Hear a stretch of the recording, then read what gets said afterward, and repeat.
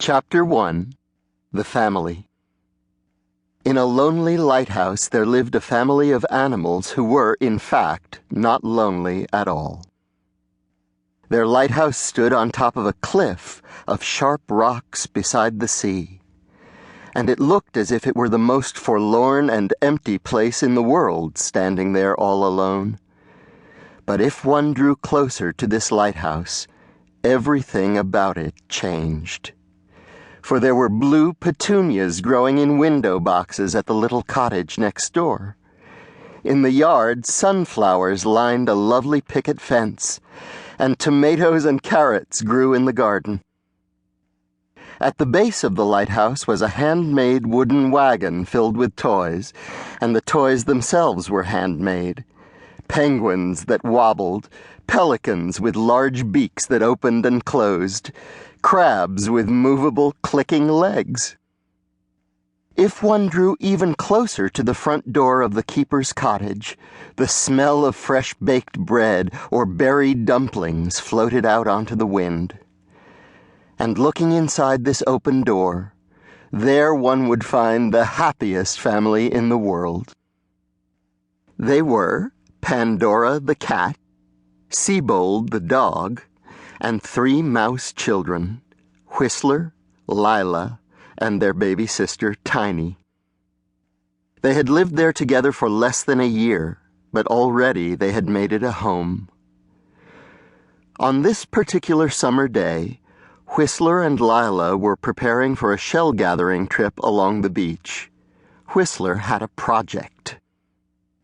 "We are going to collect broken clamshells," he told Pandora the cat as she refilled his cup with warm ginger tea.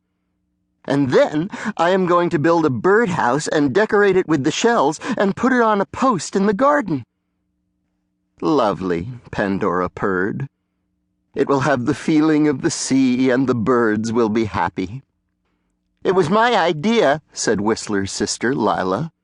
"It's true," said Whistler. "Lila thought of it. I'm simply carrying it out." "Wonderful," Pandora said.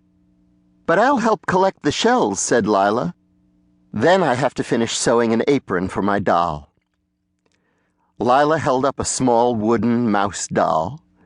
It had a tiny blue bonnet, large painted eyes, and a simple flowered dress.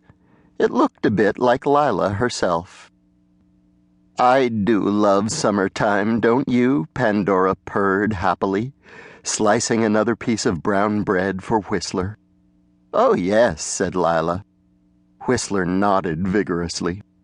"And," said Lila, "I love summertime better here than any other place in the world." Hearing this warmed Pandora's heart. Some days she could not quite believe she had been blessed with this little family. For she had first lived all alone at the lighthouse. For 4 long years she had baked bread for none but herself, poured tea for no one else, and kept the great lamp shining without the help of another.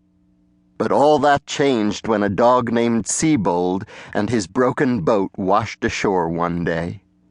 For Seabold stayed on with Pandora while his injured leg mended, through fall, then winter, then into spring.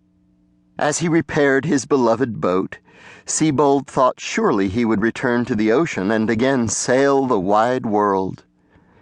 But then one day they found the children, orphans, floating in a crate and lost, and Pandora and Seabold took them in. They tended to these little ones, cared and cooked for them, tucked them in each evening, and welcomed them awake in morning. And of course, in time, something very important changed.